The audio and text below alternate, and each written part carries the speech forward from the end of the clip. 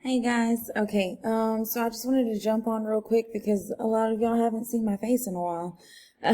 You heard my voice a little last week, but you hadn't seen Miss Banks, and that's, whatever. So, um, I wanted to give you an idea of what we are doing this next few weeks. So we're still tackling drama, and we're going to intertwine some fiction and some poetry, but it's going to be centered around this drama called 12 Angry Men. And you guys, y'all are going to love it so much.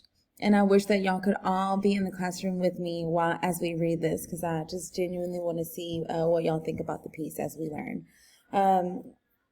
But with that being said, today and every day we're going to do our revision and editing practice like normal. And then today we're going to have an anticipation guide, which is where y'all answer the questions and just give your opinion. So there's no wrong answer. But I want you to think thoughtfully about the questions.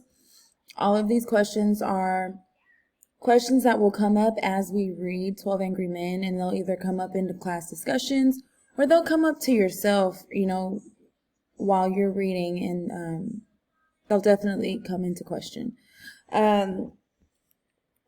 After you're done with the anticipation guide, I just want you to kind of read up on the characters today. It'll be a slightly easy day before we really dive in to the drama tomorrow. I'm still trying to think of ways that could make it more interactive for you guys to read this drama at home. I mean, it's really